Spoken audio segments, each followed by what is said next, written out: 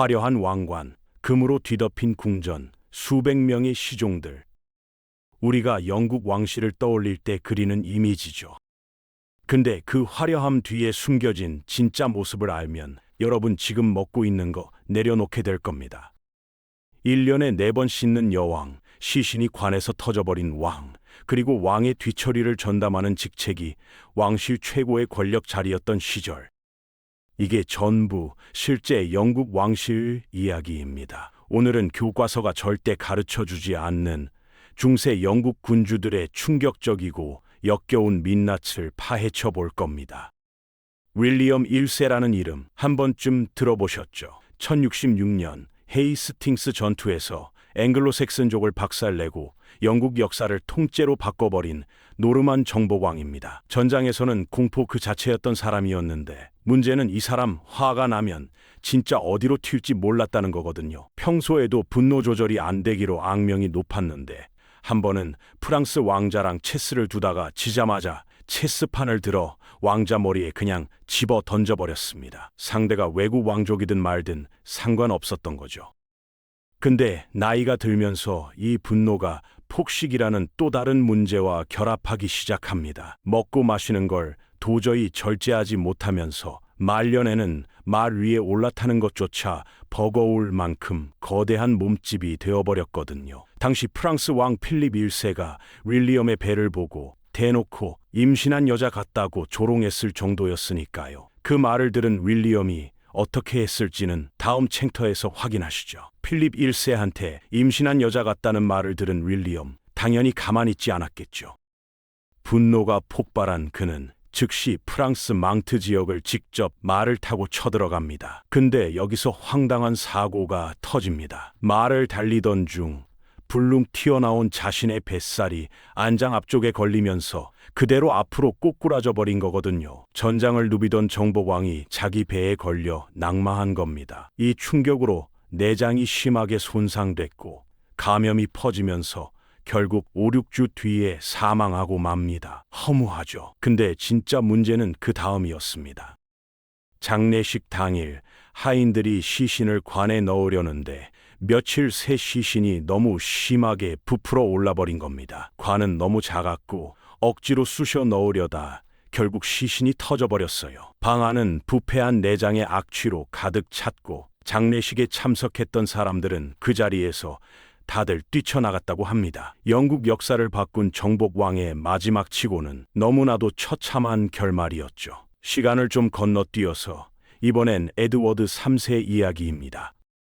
100년 전쟁을 일으킨 장본인으로 역사에 이름을 남긴 인물인데 이 사람의 시작이 좀 특이했거든요. 에드워드 3세의 어머니 이사벨라 왕비는 남편인 에드워드 2세가 마음에 안 들었는지 내연남 모티머 경과 손을 잡고 쿠데타를 일으켜버립니다. 남편을 왕위에서 강제로 끌어내리고 자기 아들을 왕좌에 앉힌 거죠. 문제는 그 아들이 당시 고작 14살이었다는 겁니다. 어린 에드워드는 사실상 어머니와 모티머의 꼭두각시였어요. 나라의 왕이긴 한데 실제 결정은 전부 그 둘이 내리는 구조였던 거죠. 근데 이 어린 왕이 가만히 당하고만 있지는 않았습니다. 조금씩 힘을 키우더니 18살이 되던 1330년에 전격적으로 모티머를 체포해 처형해버리고 어머니의 권한을 완전히 박탈해버립니다. 14살엔 꼭두각시, 18살엔 친위 쿠데타. 시작은 남달랐지만 이후 그가 보여준 사생활은 더 남달랐습니다. 정치적으로는 18의 친위 쿠데타를 성공시킨 냉혹한 왕이었는데 사생활로 들어가면 얘기가 완전히 달라집니다. 어린 시절 에드워드 3세의 위생 상태는 솔직히 왕이라고 믿기 힘든 수준이었거든요. 일단 손톱 밑에 항상 까만 때가 가득 끼어 있었다고 합니다. 씻는다는 개념 자체가 없었던 거죠. 근데 더 가관인 건 공부하는 모습이었어요. 당시 에드워드를 가르쳤던 교사가 남긴 기록이 있는데 읽다 보면 절로 미간이 찌푸려집니다. 에드워드는 수업을 받을 때마다 치즈랑 파를 항상 입에 달고 살았대요. 책을 읽으면서 우적우적 씹는 거죠.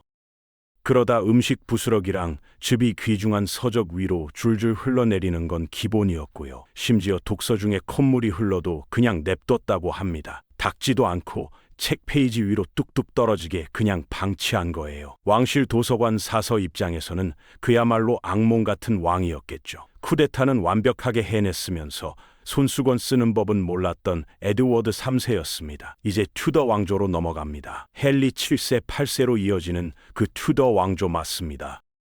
겉으로는 화려함의 극치를 달리던 왕조였는데 이 시기에 영국 왕실 역사상 가장 기괴한 직책이 탄생합니다. 튜더 왕조의 첫 번째 왕 헨리 7세는 1485년 보스워스 필드 전투에서 리처드 3세를 꺾고 왕위에 오른 뒤 왕의 사생활을 전담 관리하는 특별 부서를 만들었어요. 이름하여 추미실입니다. 근데 이 추미실 안에 아주 독특한 직책이 하나 포함돼 있었거든요. 바로 대변 담당관입니다. 말 그대로 왕의 배설물과 관련된 모든 업무를 전담하는 자리였어요. 왕이 쓰는 휴대용 변기인 스툴을 관리하고 왕이 볼일을 마치면 손 씻을 물이랑 수건을 바치고 변기를 직접 비우고 닦는 게 이 사람의 주된 임무였습니다. 지금 기준으로 보면 세상에서 가장 피하고 싶은 직업처럼 들리죠. 근데 놀라운 건 이 직책을 둘러싸고 왕실에서 치열한 경쟁이 벌어졌다는 겁니다. 그 이유가 뭔지 다음에서 확인해 보시죠. 왕의 변기를 비우는 일이 왜 권력이 됐을까요? 처음엔 저도 이해가 안 됐는데 생각해보면 납득이 되거든요. 왕이라는 존재는 24시간 수백 명에게 둘러싸여 삽니다. 신하들이 항상 주변을 맴돌고 혼자 있는 시간이 거의 없어요. 근데 딱 한순간만큼은 예외였습니다. 바로 볼일을 보는 그 순간이죠. 그 가장 사적이고 내밀한 순간에 왕 곁에 단둘이 있을 수 있는 사람이 바로 대변 담당관이었던 겁니다. 매일 그 시간마다 왕과 단둘이 마주 앉아 대화를 나누다 보니 자연스럽게 왕의 신뢰를 얻게 되는 거죠. 신뢰가 쌓이면 영향력이 생기고 영향력이 생기면 권력이 따라옵니다. 실제로 헨리 7세 말년인 1509년 무렵에는 이 직책이 왕실에서 가장 탐내는 자리가 됐어요. 변기 비우는 일로 시작했지만 왕실 행정 업무까지 도맡아 처리하는 실질적인 비서실장 역할을 하게 된 겁니다. 심지어 모시던 왕이 사망하면 평생 비우고 닦았던 그 변기를 기념품으로 하사받기도 했다고 하죠. 배설물 처리가 권력의 사다리가 된 시대, 이게 바로 튜더 왕조의 현실이었습니다. 그럼 실제로 이 자리에 앉았던 사람들은 어떻게 됐을까요? 헨리 8세의 첫 번째 대변 담당관이었던 윌리엄 콤프턴 경 이야기부터 해드릴게요. 이 사람 요왕을 비우는 직책으로 시작했는데 결국 튜더 왕조 시대 영국에서 손꼽히는 부자가 됩니다. 추밀실 운영부터 왕실 재정 관리, 왕을 대신한 구호품 분배까지 핵심 업무를 전부 틀어쥐었고 최대 1,500명에 달하는 왕의 순방 수행단 물품 총괄까지 맡았으니까요. 변기 하나로 출세한 거죠. 근데 그의 후임자였던 헨리 노리스는 얘기가 완전히 다릅니다. 노리스도 왕의 신임을 받으며 승승장구했는데 어느 순간 치명적인 혐의에 휘말리게 됩니다. 헨리 8세를 상대로 반역을 꾸미고 왕의 두 번째 부인인 앤 불린과 간통을 저질렀다는 혐의였어요. 사실 여부를 떠나 헨리 8세에게 그런 혐의를 받는다는 건 사형 선고나 다름없었습니다. 결국 노리스는 1536년 앤 불린과 함께 런던 탑합에서 참수당하고 말았어요. 왕의 변기가 가져다준 권력의 끝이 이토록 극단적으로 갈렸던 겁니다. 이번엔 엘리자베스 1세입니다.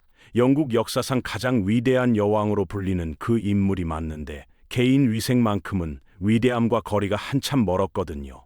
일단 씻는 걸 극도로 싫어했습니다. 당시 유럽에서 목욕이 흔한 관행은 아니었다고 해도 여왕은 1년에 단 4번만 씻었다는 소문이 돌 정도였으니까요. 근데 위생 문제보다 더 심각했던 건 치아 상태였습니다. 16세기에 신대륙 개척이 본격화되면서 아메리카산 설탕이 유럽으로 쏟아져 들어왔어요.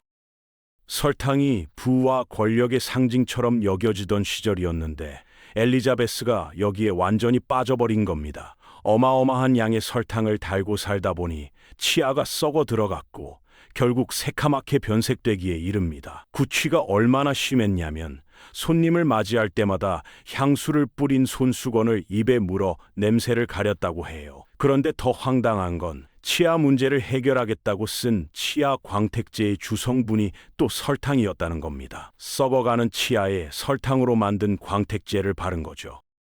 스스로 악순환을 만들어낸 셈이었습니다. 엘리자베스 1세의 문제는 치아에서 끝나지 않았습니다. 재위 기간 중 천연두에 걸렸는데 목숨은 건졌지만 얼굴 전체에 흉터와 곰보 자국이 깊게 남아버렸거든요. 여왕으로서 체면이 있으니 그냥 둘 수는 없었겠죠.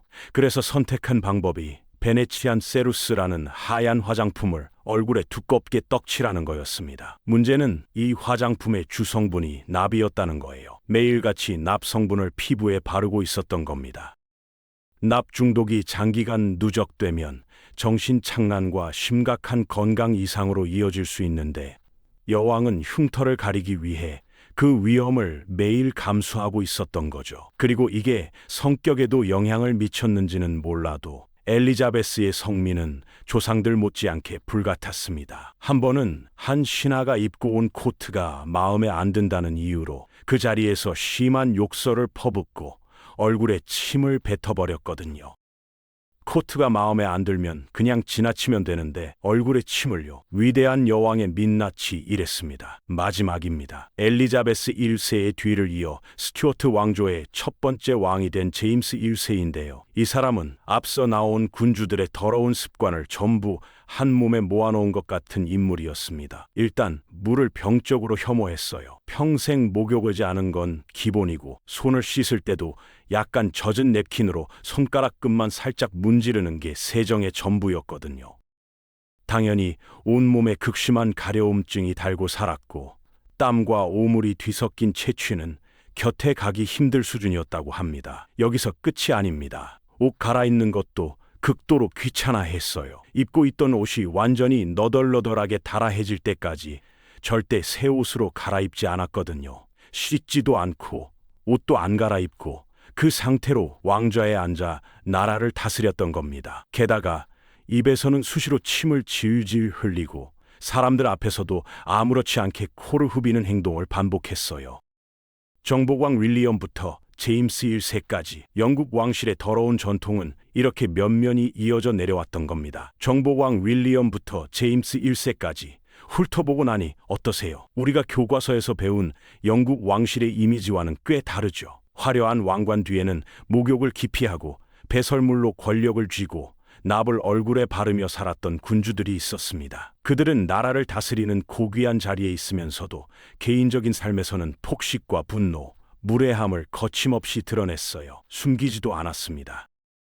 오늘날 우리가 떠올리는 우아하고 세련된 왕실의 이미지는 사실 근대에 들어서야 만들어진 겁니다. 수백 년에 걸쳐 조금씩 다듬어지고 포장된 결과물이죠. 그 포장지를 한 겹만 벗겨내면 오늘 우리가 살펴본 것처럼 충격적이고 불결한 민낯이 드러납니다. 역사란 늘 그런 것 같아요. 화려한 겉모습 뒤에 감춰진 진짜 이야기가 훨씬 더 흥미롭거든요.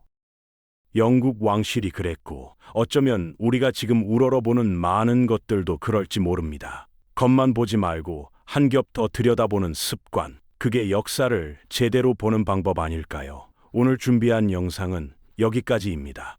긴 시간 끝까지 시청해 주셔서 진심으로 감사합니다.